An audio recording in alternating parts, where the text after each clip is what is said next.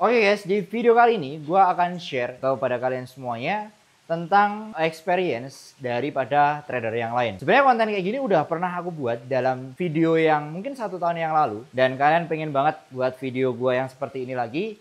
But di video kali ini khusus buat kalian, aku akan bikinkan yang spesial guys. Jadi kita akan ngobrol-ngobrol sama Mas Noval ya. Betul. Ini ada salah satu profesional trader yang ada di Jawa Timur. Jadi kebetulan satu provinsi. Ya, jadi masih mencakup lah untuk kita ngobrol-ngobrol bareng. Nah, kebetulan udah 6 tahun Mas ya? 8 tahun. Oh, 8 tahun 8 udah. tahun. 8 jalan 8 tahun, jalan 8 tahun. Jalan 8 tahun nih. Iya, jalan 8 tahun di tahun ini. Kalau semisal dari segi pandang Mas Noval nih sendiri ya. Bro, Mengenai forex. ya, forex. Ya, wow. Udah lama sebenarnya nggak tampil dulu di channelnya Diki Invest. Betul. Emang bener ya, setahun lalu ya, tiba-tiba suruh balik lagi, suruh bahas industri forex ini. Iya, betul. Ada apa ini sebenarnya? Soalnya banyak ini bro, apa tak aja. Industri ini makin hari itu makin banyak banget, makin Oke. gede. Ya makin gede. Jadi pemula-pemula itu banyak yang udah nyoba buat Oh, terjun. betul. Kayaknya menurut saya malah puncak dari industri forex itu tahun lalu dan tahun ini. Nah, betul. Entah kenapa saya lihat beberapa konten di TikTok itu Mas, ataupun di sosial media lain seperti Instagram atau YouTube, itu makin rame. Namun bukan berarti makin rame ini sebenarnya makin bagus untuk industrinya. Kalau industri udah makin rame, pasti ya kalau kita ngomongin industri finansial ya, itu kan nggak jauh-jauh berhubungan dengan scam. Ya, Nah, betul. itu kan kalau kita ngomongnya industri lain seperti mungkin industrinya skincare, itu kan bisa berhubungan dengan mercury, kecantikan, gitu, industri kesehatan bisa disalahgunakan menjadi narkoba dan lain sebagainya. Nah, kalau di industri finansial, terutama di forex, itu juga bisa disalahgunakan untuk industri scam. Apalagi makin banyak daripada audiensnya, tradernya itu makin berkembang seperti di tahun ini dan di tahun lalu, seperti itu. Tapi nggak segede tahun kemarin sih Mas ya. Iya, betul. Karena aku lihat tuh perkembangan kita sesimpel katakanlah live TikTok. Kemarin tuh aku udah nyoba. Oke. Nyoba buat live iseng aja. Itu sekali live 400, 500. Oh, tahun lalu itu? Iya, tahun ini. Tahun ini. Iya. Kalau tahun lalu mungkin masih di under 100 ya. Nggak tahu kenapa. Sekarang tuh banyak makin banget. rame ya? Ya, makin rame. Jadi yang biasanya katakanlah kita bisa pakai kalau tolak ukur views daripada live TikTok tuh berarti secara optimal memang banyak trader yang udah masuk dalam industri ini gitu. Betul. Nah, sebenarnya kayak gini menurutku simpang siur ya. Simpang siur ya, ada plus dan minusnya. Ada plus dan minusnya. Ya, minusnya tadi masalah oknum makin banyak beredar.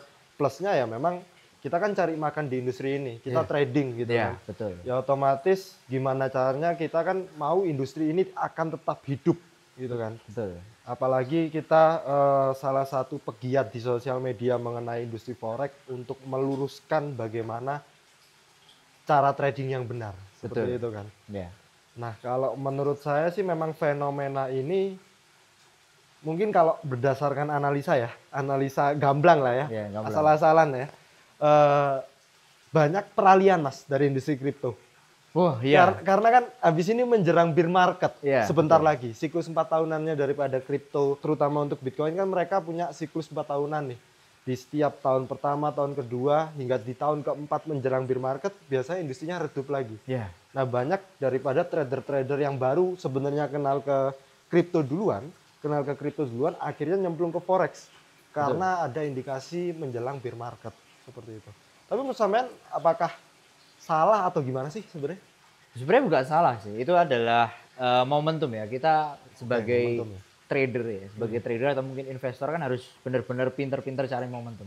Kalau memang momentumnya kripto untuk selesai cycle-nya 4 tahun sekali ya? Iya betul, cycle-nya 4 tahun sekali. Itu kalau misal dimanfaatin is no problem. Iya betul. Harus is oke juga. Cuman kalau semisal aku ya, aku sebagai trader dan investor juga, di mana-mana yang namanya investasi kan kita juga butuh duit ya. Betul kan? Apalagi nggak cuman duit doang, tapi kan otomatis harus punya uang dingin. Betul.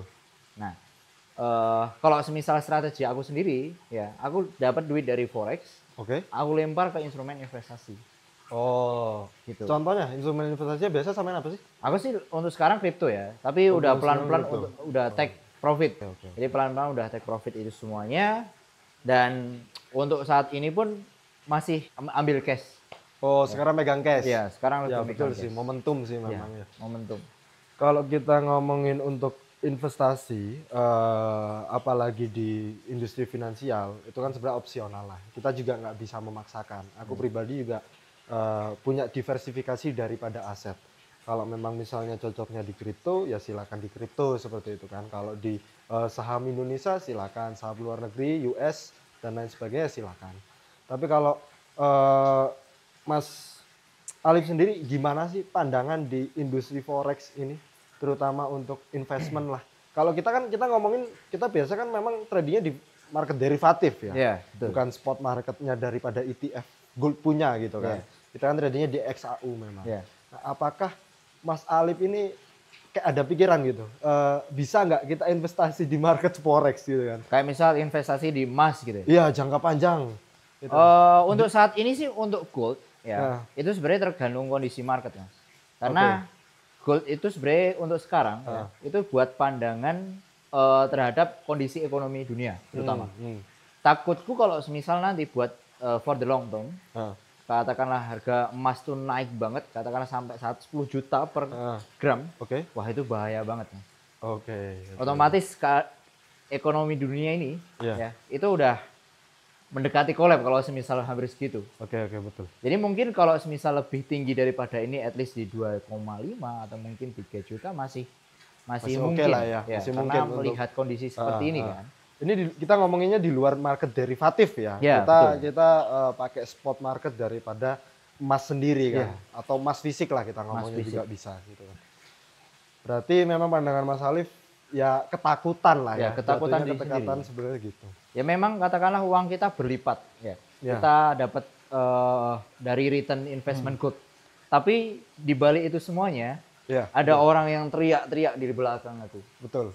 Jadi why? Ya memang ngaruh sih kalau kita ngomong investment tentang emas, kita kan nggak punya siklus seperti Bitcoin. Ya, betul. Kita nggak punya siklus 4 tahunan, kita nggak punya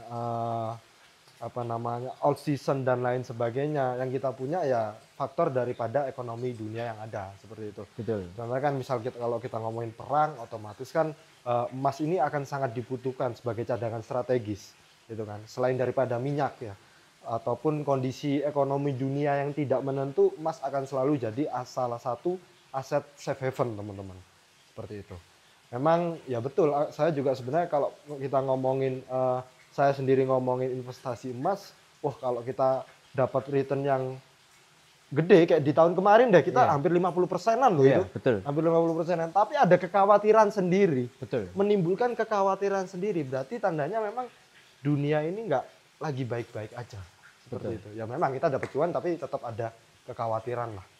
Jadi mungkin kalau semisal buat gold tuh kalau dari pandangan aku sendiri Mas, itu buat saving rate sih menurut saya. Oke. Menghindari daripada inflasi. It's Menjaga okay. inflasi aja. Betul. Gitu. Jadi menjaga nilai, daripada menjaga inflasi. value. Cuman kalau semisal buat investasi sih menurutku enggak. Karena menurutku ya itu enggak suatu bukan hal yang gamblang lah dalam invest kalau semisal buat gold. Karena gold tuh mudah buat menjaga saving rate-nya. Oke. Berarti memang menurut Mas Alif untuk gold sendiri nggak cocok untuk investment. Nggak. Untuk cari return lah. Nggak. Sebenarnya gitu. Enggak. Memang untuk returnnya akan balap-balapan dengan inflasi lah. Iya. Berarti jatuhnya untuk menjaga saving rate. Oke.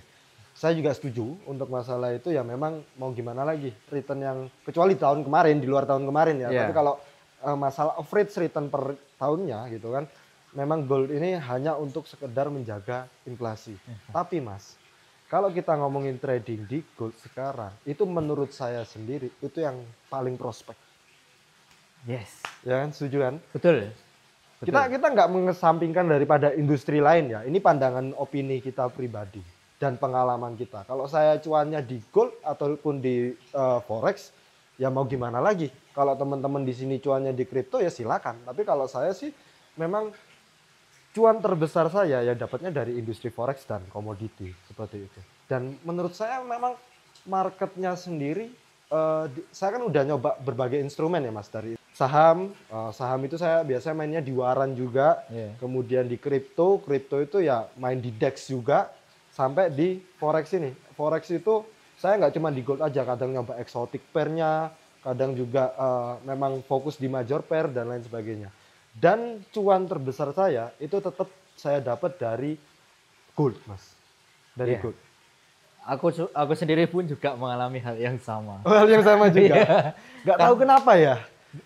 Gini, Apa Mas. ya? Faktor apa ya itu ya? Aku dulu pernah nyoba buat trade futures, sampean tahu sendiri Oke, ya. futures. Aku ya. dulu juga trade futures di kripto ya. Yang Ah. itu ada leverage-nya Ya, itu. leverage futures. Aku nemu satu kejanggalan di sana. Oke.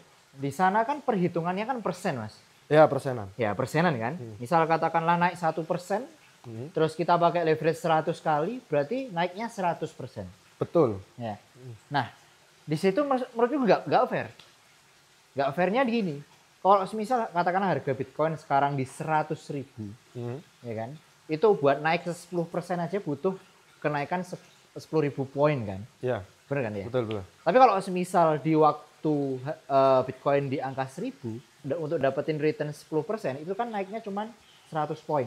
Nah, di Oh. sini agak kurang fair menurutku. Oke, oke. Nah, kalau semisal coba sampean compare, sampean tradingnya pakai MetaTrader. Oke. Mau harganya di berapapun, Ah, 10 pip ya 100 poin. betul. Nangkep nggak Mas? Betul, betul, betul, betul. Jadi kalau semisal kita trade yang pakai futures di kripto, nggak bakal kaya menurutku. Karena perhitungannya Oke. pun berdasarkan Berbeda, persentase. persentase. Ya, Tapi tetap sih, Mas. Kalau kayak gitu saya juga pernah jackpot di futures market ataupun di spot di Ya. luar daripada futures. Itu mungkin saya juga setuju. Cuma ada satu faktor yang membuat saya tuh kok gini gitu loh. Industri sebelah ini kok gini gitu. Kalau kita ngomongin industri finance terbesar di dalam industri trading, forex masih jadi nomor satu. ya, Perputaran hampir 7 triliun dolar setiap hari. ya, Setiap harinya kayak gitu. Otomatis kita nggak bisa ngomongin yang namanya bandar. ya, betul, Harga nggak bisa dipermainkan. betul. Kecuali broker kalian price feeding ataupun broker kalian scam ya di luar itu. Tapi kalau untuk market secara keseluruhan, nggak ada orang yang bisa menggerakkan, Mas. Kalau di kripto ataupun di industri lainnya, ini berdasarkan pengalaman saya rugi kebanyakan karena memang koin atau saham itu dibandari. Itu yang bikin Ya. saya kayak, aduh, kayak gitulah. Ya, Ya betul, bukan berarti saya menjelekkan, cuman ini pengalaman pribadi. Kalau teman-teman nggak mengalami, ya syukurlah. Bagus dong, terusin aja. Selama cuannya memang berada di industri itu ya terusin aja. Tapi kalau saya sih mengalami hal itu, jadi pahitnya ya nggak enaknya di situ. Kalau di industri saham, dulu ada yang namanya kode broker, zaman dulu, wah itu udah jadi patokan utama lah. Ya, Pasti kita nggak tahu sebenarnya gimana, tapi di belakang layar saya percaya ada yang gerakin tetap. ya, Ada yang pom-pomin, itu selalu ada. Ataupun kita ngomongin koin kecil yang ada di kripto, yang market cap-nya kecil ya, kecuali Bitcoin dan top 5 market cap lah. Kalau kita ngomongin market cap yang kecil, orang masuk, contoh market cap 1 miliar lah ya, 1 miliar, orang masuk 100 juta itu udah bisa naikin harga. ya, betul. Betul kan? Ini kita ngomongin market cap kecil ya. Saya punya pengalaman buruknya di situ. Sedangkan untuk forex, orang mau masuk berapa aja yang nggak bisa gerakin. Ya, betul. Nggak Aku bisa setuju. gerak sih. Kemarin ada satu influencer, dia bilang mau ngedam 1 triliun market forex. Ya kan? dicoba aja kalau uangnya ada. sih. Ya. Sedangkan 1 triliun itu anjing uang receh itu dari dari market cap Dari forex. market forex, Dan betul. anehnya banyak dari mereka yang nonton video dia ini percaya sama statementnya dia. Justru kalau semakin kecil potensinya buat dibandarin, itu malah semakin bagus. Betul, betul. Ya kan? Jadi kita nggak ada permainan di belakang. Betul. Bener nggak? Betul. Ini balik lagi sih opini pribadi kita lah ya. Ya, betul. Opini pribadi dan berdasarkan pengalaman. Soalnya ya gimana saya cuannya banyaknya di sini, ya saya pasti mengunggulkan industri ini Iya, gitu. Kecuali betul. memang saya cuannya di kripto, saya akan mengunggulkan kripto apa yang ada gitu Iya. kan. Kita kan gimana caranya ngebagusin tempat kita makan lah. Iya. Ya kan kita fokusnya di trading forex, ya kita mau industri ini bakal tetap maju dan semakin dikenal gitu. Yes. Bukan berarti kita merendahkan industri lain, enggak. Gitu kan. Tapi nggak tahu kalau Mas Salim, kalau saya pribadi sih enggak. Saya kalau Mas Salim ini dendamnya dalam ini. Dalam banget. Bro. Dalam ini. Kalau saya kan ya udahlah, saya rugi ya udahlah, hilang ya udahlah, kayak gitu kan di industri lain. Cuman kalau nggak tahu kalau Mas Salim punya dendam, ya biasanya jengkel apa adanya gitu. Kan. Bukan dendam sih lebih tepatnya. Ini pengen nyadarin ke semua orang gitu. Oke. Jadi aturan kalau misal kita bisa berpikir secara logika, Mas. Kenapa aku dulu waktu di crypto futures Hah? terus pindah ke forex? Itu kan ada satu alasan tertentu harusnya, Betul. ya kan? Jadi hal itu sebenarnya kalau misal kita bisa berpikir secara logika, ada sesuatu yang terjadi di dalam futures market. Ya nggak masalah mau trade di manapun sebenarnya nggak ada masalah asalkan kalian cuan is no problem. But ini perhitungan secara matematika, Mas. Kita melihat, aku mikirnya itu the long term. Ya. Ya. Semakin pasti kan suatu harga price daripada entah itu koin kripto, entah itu gold atau apapun itu kan pasti dia mengalami kenaikan. Betul. Ya kan? Nah, kalau misal ngitungnya pakai presentase kan semakin mahal harganya, itu kan semakin kecil kita Akan dapetin sulit untuk returnnya. Betul. Betul. Misal katakanlah Bitcoin di $10 deh. Apa $1,000 deh. Ya. $1.000. Buat naik ke 1.100 itu kan butuh 10%. Ya. Itu dapat 10%, Bro. Iya. Sekarang untuk dapat 10% berapa? Untuk 10.000. Oke, paham. Nangkep kan? paham, Jadi paham. 100 kalinya. Jadi kalau misal kita udah posisi lihat ya, harga itu sekarang udah seperti ini, ya enaknya kita pakai hitungan poin ya, Bro. Betul. 100 poin ya tetap 10 pip mau harganya berapapun itu. Lebih memang kita kalau ngomongin dunia investasi, kita ngomongin dunia trading itu balik lagi ke kenyamanan sih. Iya, nyaman. Kalau kita nggak nyaman di industrinya ya udah gimana. Kita misal kalau kita ngomongin kerjaan dulu lah, kalau kita nggak nyaman di kantornya pasti kita ngerjainnya setengah hati lah. Iya. Ya kan kalau gajinya nggak sesuai kita juga ngerjainnya kan setengah hati gitu kan. Sama halnya dengan dunia trading dan dunia investasi. Kalau kita nggak nyaman dengan industrinya, ya kita nggak akan maksimal untuk dapat cuan di situ. Iya. Ya gitu kan. Ya kalau teman-teman nyamannya di kripto dengan return yang segitu yang dijelaskan tadi ya silakan kayak gitu ya. Kalau kita sih ya udah memang fokusnya di sini, kita cuannya di sini ya mau gimana lagi. Iya, betul. Betul. Tapi aku suka, Mas. Suka karena banyak banget orang yang udah melek tentang financial market. Wah, Entah itu itu- forex, kripto. Itu memang salah satu sisi positif lah ya. Betul. Dan sampai meleknya ya, mereka tuh bisa memperhatiin ya, tentang kayak katakanlah MetaTrader nih, ya kan? Sampein pakai broker A, aku pakai broker B. Oke. Itu perbedaan di MetaTrader-nya itu bener-bener detail banget mereka tahu. Itu kemajuan. Iya. Itu kemajuan. Aku suka malah. Banyak kemajuan. ini nggak gampang terbodohi. Betul. Betul. Betul. Tapi minusnya orang yang trading real dikatain pakai akun demo. Kan anjing gitu. Kesel banget aku. Karena kemarin Mas, aku post profit iya. di gold. Karena memang kemarin tuh aku dapat momentum swing Mas. Oke. Dapat angka lebih daripada 1000 pip lah. Apa dalam komennya dikira akun demo. Gara-gara nggak ada ya dompetnya. Tak kasih tahu ya anjing. Ya. Nggak ada yang namanya tolak ukur kalau semisal itu real demo ini pakai apa? Ada dompetnya itu nggak ada, Bro. Itu Makanya biasa, jangan jadi penyepong Exness aja. itu biasanya salah satu pemuja broker kuning. Tadi udah disebut Exness. Iya. Penyepong Exness lu boleh lah. Ya itulah. Kita kalau Kesel aku aja. tapi bagus Mas, bagus. Gini ya. Kalau saya pribadi melihat iklim daripada industri ini, Iya. itu kan mereka punya traumatik atau dibilang skeptis akibat kasusnya daripada binary option. Iya. Makin ke sini mereka makin netizen lah, kita semua sebutnya makin bisa memilah-milah mana yang baik dan mana yang benar. Iya. Mereka akan selalu mengikuti flow yang menguntungkan. Iya. Cuman bedanya untuk posisi saat ini mereka akan jauh lebih teliti, lebih detail, tapi ya bukan berarti tiba-tiba ngejudge daripada hal yang kayak tadi itu Iya. gitu kan. Wah, Nggak semua kacau orang sih. itu bisa disamakan dengan kasus kemarin gitu kan. Betul. Ya kalian lihatlah orangnya, bagaimana tampangnya, bagaimana kesehariannya, Iya. sosial medianya gimana. Kalau kita ngomongin duit ratusan juta ya akan lifestyle-nya akan mengikuti dong. Iya, betul Gitu sekali. kan. Kita ngomongin duit miliaran ya lifestyle-nya juga akan mengikuti Iya. gitu. Kalau orang udah ngomongin duit miliaran, duit ratusan juta, tapi kalau ya mainnya masih di situ-situ aja, terus kualitas daripada kontennya ala kadarnya gitu kan, setup tradingnya ya gitu-gitu aja ya bisa kalian nilai sendiri lah itu akun demo atau enggak gitu loh, ya kan? Masa profit claim 500 juta, 1 M, jamnya masih Seiko. Ya bagus lah. Ya, tapi kan ada yang ngomong, tapi gini Mas, saya nggak mau beli ini dulu, nggak mau beli ini dulu, ya udah sih silakan kan balik lagi. Tapi kan ya namanya apa ya, uang itu kan, lifestyle itu kan pasti akan mengikuti daripada uang kita ke depannya gitu. Apalagi kita anak muda, Bro.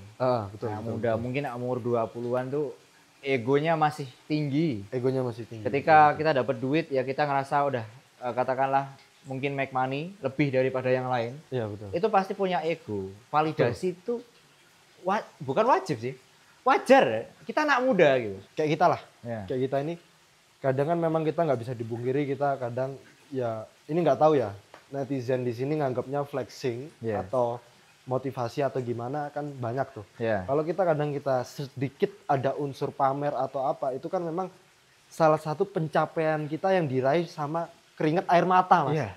Kerja keras kita sendiri. Kita kan memang mulai dari nol gitu loh. Jadi kalau kita mau ngedapetin sesuatu kayak misal beli mobil kayak kemarin, beli motor kayak kemarin, ya kita bangga, kita mau mamerin tuh bangga gitu loh. Betul. Kecuali ya nggak mulai dari nol ya. Ya kita nggak ngomongin yang udah disupport bapaknya, disupport ditata, nggak ada masalah kalau memang bisa manfaatin privilege itu.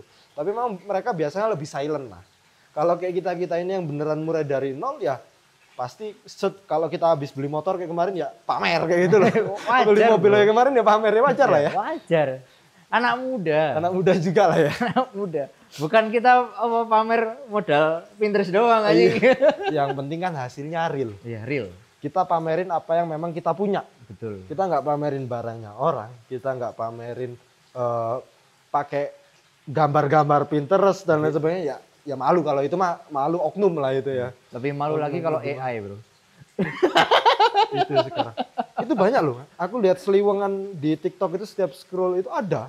AI. Yang ngakunya mentor forex, cuman dari mobilnya itu pakai AI, PP-nya AI atau anime kebanyakan. Iya. Terus cuman chartnya ngeliatin di trading view aja gitu. Di MetaTrader-nya nggak diliatin, akunnya realnya nggak diliatin, MKL5-nya mereka nggak punya. Iya. Ya harusnya kalian bisa lah. Kalau kayak gitu tuh bisa memilah lah. Betul. Pintar-pintar memilah. Kalian lihat, at least lifestyle-nya gimana, mukanya mendukung atau enggak gitu kan. Terus kemudian ya dari sosial media pasti kelihatan kok. Ya, itu beneran apa yang dia punya atau cuman comotan dari Pinterest aja. Itu. Gak apa-apa sih, Bro. Ya. Yang penting nggak ngebacotin orang. Oh, iya. Ya kan? Tapi dia cuma tinggal di apartemen 3 jutaan gitu. Ya wajar lah ya. Ya udahlah ya, ya udah fenomena itulah. Itu pasti saya yakin juga akan selalu ada, Mas, fenomena seperti itu. Orang yang pengen terlihat dibanding orang lain, cuman mereka selalu memaksakan. Betul. Kalau kondisi saya sih memang ya kalau saya punyanya ini ya udah saya pamerinnya ini gitu. Kalau memang saya nggak punya saya diem, nggak memaksakan apa-apa. Sebenarnya sesimpel gini sih, Bro. Ya mungkin at least kita nggak harus pamer. Tapi kan aura itu kan nggak bisa bohong. Iya. Benar gini ya. Memang kita sendiri kan sebenarnya nggak pamer, Mas. Enggak pamer. Kita menyampaikan pencapaian kita aja, kita bangga gitu loh ya. Betul. Tapi tetap orang itu nggak tahu ya. Saya lihatnya memang bener kata Mas Alif. Ada apa ya? Feel ya, aura ya. Iya, ada aura. Aura yang pasti lihat kan ada salah satu trader forex ya. Dia trader forex, dia nggak pernah flexing. Ya, tapi pengikutnya jutaan. Atau mungkin followers copy trade-nya dia banyak. Oh iya, betul. Banyak kan? Betul, banyak itu. Ini sebenarnya feel aura, lebih tepatnya aura. Iya, orang kalau punya duit atau enggak itu kelihatan. Iya, kelihatan. Ya. Dan orang duitnya pas-pasan banyak itu juga kelihatan gitu. Cuman ya sebenarnya nggak bisa ngejar di situ aja sih kalau menurut saya. Cuman kalau saya sih bisa emang ngelihat ini orang punya duit atau enggak gitu kan. Tapi di balik itu memang kalau misal orang itu punya duit tapi auranya nggak kelihatan itu juga banyak. Tapi ya kasusnya sedikit lah dibanding yang memang kelihatan nih orangnya nih gimana gitu. Apalagi udah gayanya kayak gitu, omongannya kayak gitu tapi ternyata nggak punya apa-apa, itu yang bikin jengkel sebenarnya. Aku sempat aja kemarin, Mas, ya kan? Duduk nih, ya kan scroll gitu. Tiba-tiba dikatain anjing gitu. Lihat nih siapa gitu kan ya. Nah, akhirnya aku stalking lah sama dia, ya kan? Stalking. Lo tau gak apa? Tasnya aja 100 ribuan, Bos. Kayak saya tahu siapa yang diomongin. Kayak saya tahu siapa yang diomongin, Mas. Muncul juga kayaknya dia video saya. Iya. Ya silakan lah kalian kalau ngomongin masalah nganjing-nganjingin orang, duit sombong-sombong gimana, duit gede. Asal memang hasilnya ada ya udahlah. Iya. Gimana? Tapi kalau Banyak orang itu saya tahu overclaim aja. iya banyak orang overclaim. Saya tahu kayak hasilnya itu saya kayaknya pernah lihat deh. Ya itu yang tinggal di apartemen cuman berapa juta sebulan itu kan. Iya. Saya Betul. Dia klaim 5 juta jadi 40 juta jadi 5 miliar ya. Ya itu ya ya gimana lah. Ya udahlah. Orang kalau kayak gitu kan ya silakan. Kalau saya sih nggak pengen ngejatuhin orangnya juga. Saya juga Aku bukan bukan ngejatuhin, Bro. Tapi lebih mengarah ke biar netizen orang ini kasihan. Iya benar. Kasihan, Saya ya. juga ngarahnya ke situ. Kita kan nggak ada niatan untuk ngejatuhin gimana, cuman harusnya kalian bisa lah memilah mana yang baik dan benar gitu kan. Takutnya ada kayak kejadian binary option kemarin. Betul.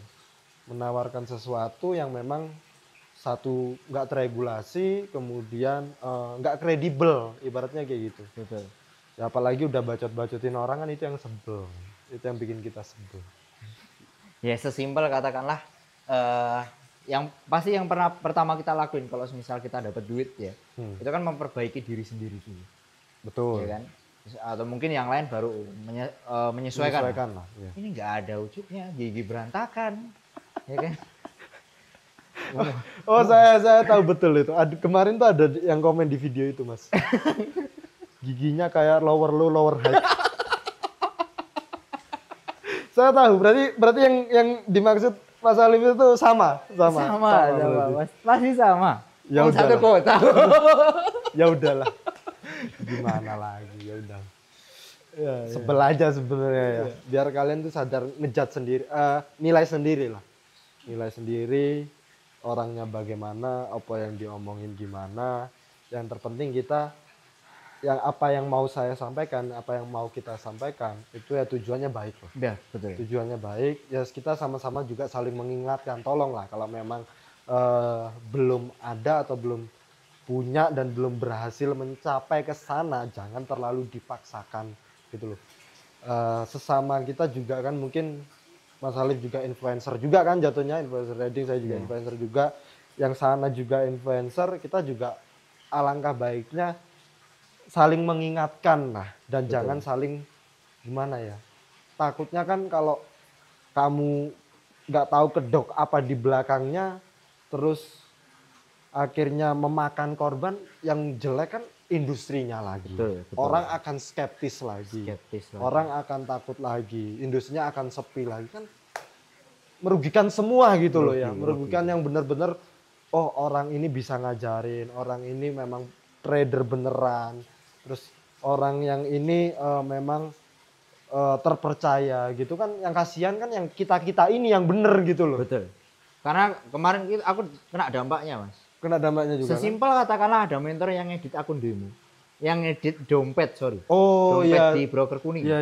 Ya kan? Kan ada tuh. Iya. Ngedit. Iya. Nah ada satu orang yang ngegap itu, dompetnya agak kegeser dikit. Jadi, ada ya? Ya ada. Ada Jadi ya? editannya nggak mulus.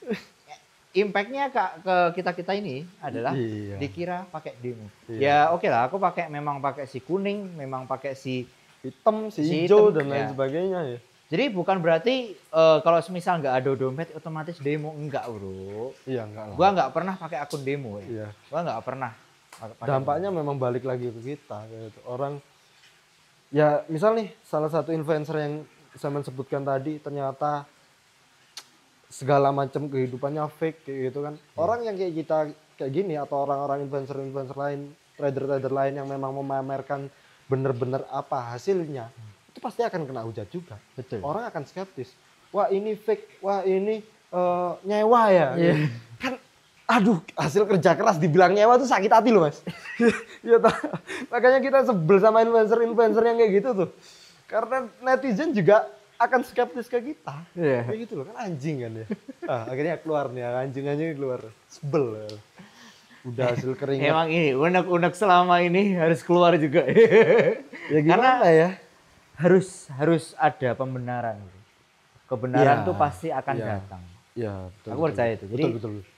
make sure kalau semisal mau terjun dalam industri ini atau mungkin kalian cari mentor ya, itu kan make sure harus cari tahu dulu track recordnya seperti apa, terus dia pencapaiannya seperti apa, ya kan, terus dia udah berapa lama di industri ini, karena ini penting.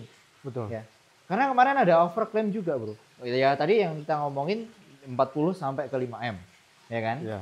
itu satu. Yang kedua, dia belajar mulai dari 14 tahun. Sebenarnya gini sih, 14 tahun kalau misal diukur kan SMP kelas 2 ya. SMP kelas 2. SMP kelas 2. Di tahun itu kalau misal dihitung mundur itu tahun 2020. 2020 ya bener ya? 2020 something lah. Ya. Bener. Nah, waktu itu nggak semenarik itu bro financial market. Apalagi untuk anak SMP. Iya, untuk anak 14 tahun. Itu nggak make sense. Aku yakin itu paling belajarnya paling baru setahun 2 tahun bro. Ya itu balik lagi oknum lah. Saya ngomongin oknum. Tak pasti kan oknum. Itu. Ya gimana ya? Kalau kita ngomongin sebenarnya ada aja sih mas orang yang kayak gitu tuh tetap ada. Tapi kan 1-2. Tapi memang kalau kita sebagai yang apa ya dikatakan udah lama nyemplung, kita juga berumur lah ibaratnya gitu kan. Kita akan skeptis kepada hal-hal itu, tapi nggak tahu memang beneran atau enggak, ya udahlah urusan yang lain. Cuman ya balik lagi dampak dari netizen itu loh. Betul. Yang kita pertanyakan kan itu, yang kita sebelin kan di situ. Dampak daripada itu kan nanti ngefeknya ke kita yang bener-bener lurus, nggak pernah overclaim, nggak pernah kanan kiri kayak gitu, kita nggak pernah pakai akun demo dan lain sebagainya, yang kena balik lagi ke kita. Betul. Itu loh. Sebenarnya ini yang jadi poin. Yang jadi poin bukan berarti aku nggak percaya. Tak kasih klarifikasi dulu, guys. Aku bukan nggak percaya kalau misalnya ada trader yang dia udah belajar dari 14 tahun, bukan ya. Tapi lebih mengarah ke kayak ganjel. Jadi aku kan ngompernya bukan dari satu hal. Kalau misal mungkin tahun sekarang, mungkin iya. Karena memang industrinya rame. Rame. Iya. Waktu itu industrinya sepi bro. Yang rame malah binary option. Iya. Iya kan? 2020 itu. Iya. Kalau semisal belajar forex dia overclaim dari 14 tahun. Oh. Gak masuk akal sih memang. Gak masuk akal. Apalagi untuk industri forex. Betul. Dulu itu broker luar itu nggak serami sekarang. Iya. Nggak banyak yang masuk lah. Betul. Di Indonesia. Apalagi ya tahun-tahun segitu 2020 itu saya sendiri masih pakai broker lokal. Iya. Ya sekarang juga masih pakai broker lokal, tapi untuk dulu itu minimal deposit itu kebanyakan 10.000 mas. Ya. Untuk anak 14 tahun, ya. Tapi nggak tahu kalau memang orang tuanya kaya banget ya masuk akal. Tapi kalau kenyataannya kan klaimnya kan ya mulai dari nol ya. Mulai dari nol kan klaimnya belajar forex mulai dari nol. Ya berarti orang tuanya ya biasa-biasa aja atau nggak punya gitu kan. Untuk buka akun trading sendiri, ya dulu itu kan perlu KTP dan lain sebagainya juga dengan minimum deposit yang besar di broker lokal. Karena untuk deposit $100 ke bawah itu baru tahun-tahun ini kayaknya. Atau nggak tahu ya, kalau memang dulu ada saya nggak tahu. Kalau memang pengalaman pribadi saya di tahun segitu, ya memang butuh deposit yang besar. Untuk izin ke orang tuanya, gimana? Duitnya dapat dari mana? Kalau kita ngomongin bisnis, ya, bisnis mulai dari sebelum trading forex berarti umurnya 13, 12, 11 udah bisnis. Iya. Dan dapat duit $10.000. Betul. Ya kan? Betul. Itu udah ya apa? Nggak masuk lah kalau di aku hitungannya nggak masuk. Nggak masuk karena pendewasaan, bro. Ya, pendewasaan untuk umur 14 tahun tuh terlalu cepet. Iya. Terlalu cepet. Kalau mungkin generasi Gen Z, Alpha. Bawahnya kita Alpha ya? Bawahnya kita Alpha, ya mungkin make sense. Ya, mungkin make sense.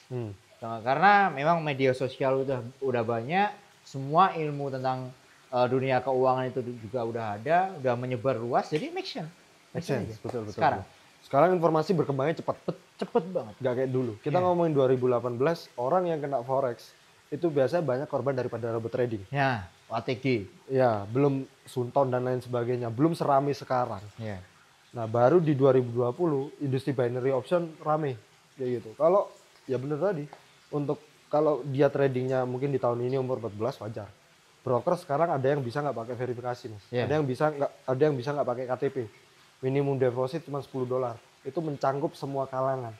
Kalau dulu ya memang nggak tahu lah. Tapi bahaya banget Mas, nggak harus verifikasi itu bahaya banget karena Tapi ada, itu tujuannya kan buat keamanan kita juga kan. Iya. At least kalau semisal katakanlah akun kita tiba-tiba diretas, Iya. ya kan? Kalau semisal kita nggak butuh verifikasi kan takutnya malah diambil sama orang dana kita yang ada di akun trading. Kan? Tapi ada. Saya pernah tahu itu broker. Nggak verifikasi minimal deposit $10. Wah. Broker anjing. Kayaknya kita hari ini meluapkan kekesalan aja intinya. Kesel Broker banget. anjing, oknum anjing, terus apa lagi? Industri anjing tadi masalahnya. Keren lah, gua. Jadi semua yang kita omongin di sini memang benar-benar fakta, ya kan? Dan Faktanya. berdasarkan pengalaman pribadi. Ya. Jadi udah dihitung bro, udah ada risetnya, nggak cuman asal ngemeng doang gitu. Karena apa? Kayak sesimpel kata oknum lah. Aku tuh tahu oknumnya siapa, ya kan? Katakanlah yang tinggal di apartemen itu siapa, tahu bro. Marketingnya siapa kan tahu. Iya, Ya kan? kita tahu. Tinggal cari info aja mungkin sehari dapat tuh. Nggak sampai. Gak sampai lah, 2 jam lah. Oh ini mas sewa ya. Si simpel itu. Jadi kalian hati-hati ya. Influencer yang goblok-goblokin orang ya. Kalau misal kalian overclaim hati-hati loh. Udahlah, akhirilah. Itu udah. Kalau kalian memang ada kedok di balik itu, cari cara yang lain lah. Nah. Itu cara lama scam-scam di tahun 2020, 2021 gitu loh. Kalau mau memang beneran kalian ada punya kedok di situ, cari cara yang lebih pinter lah. Betul. Kalau kayak gini kan gampang kebongkar gitu loh. Betul. Iya kan? Karena kesel lah, aku sendiri sih kesel Iya. banget. Karena posisi ya mungkin orang-orang tahu lah kalau misal orang-orang pengen cari bener-bener detail sampai ke data-data pemerintah mungkin ya. Aku tuh orang yang mungkin start dari nol mas. Sampean tahu ini nggak apa KIP, Hah? ya kan? Terus bantuan keluarga, Iya tahu. PKH, keluarga itu ke data mas di situ. Ada ya. Ada. Orang bisa lihat. Kalau misal mau cek silahkan cek ya. Dulu waktu aku sekolah itu dibantu sama pemerintah. Jadi bukan orang yang berada bro. Betul. Jadi sampai di level ini pun aku bangga. Betul. Bangga sama diriku sendiri ya kan. Dan kalian udah tahu sendiri lah bahwasanya memang semua udah aku record. Kalian tinggal cari aja. Kalau misal mau ya. Pasti kelihatan. Pasti ada. Pasti kelihatan. Aduh, ya oknum itu akan selalu ada. Gitu loh.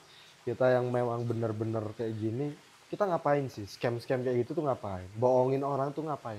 Orang cari duit di industri forex tuh gampang banget. Iya. Gitu loh. Cari duit di industri forex tuh gampang. Ngapain perlu scam-scamin orang? Berarti kalau yang scam-scam gitu mereka nggak bisa. Iya. Cari duit di sini tuh mereka nggak bisa. Mereka tuh nggak bisa trading kayak gitu. Itulah yang bikin sebel tuh di situ. Ya namanya industri yang gede, industri yang besar, balik lagi oknum itu akan selalu ada. Ya tugas kita di sini sebagai yang bener-bener real trader, bener-bener kita trading, bener-bener kita berproses dari nol, ya saling mengingatkan buat teman-teman semua ataupun buat oknum itu yang udahlah. Jangan bikin capek kita lagi gitu loh. Jangan bikin capek kita untuk klarifikasi gitu loh. Iya betul. Udahlah. Dikatain demo udah. Ya, iya. Katain nyewa udah. Udah apa lagi gitu kan. Dikatain anak orang kaya udah. Kalau dikatain anak orang kaya seneng ya? Syukur. Ya, Amin. Bener. Aku selalu Amin. doa yang terbaik. Amin gitu kan. Tapi kan kenyataan ya gimana lah. Iya, betul. Podcast kali ini isinya mengeluarkan unek-unek. Iya. Udah lama nggak ketemu namanya temen ya. Sharing apa adanya ngeluarin unek-unek lah. Ini lebih mengarah ke pembenaran mindset. Ya. Asik. Yang penting apa bang? Mindset. Genset. Oke guys, mungkin gitu aja ya buat podcast kali ini. Mungkin next time kita akan coba ngobrol lagi mas ya. Ngobrol lagi tentang apapun itu. Apapun itu. Ya. Jadi kalau misal rame lo mungkin bisa komen dan full reaction dalam video ini. Tembus 10.000 kita akan buatkan podcast lagi. Ciao.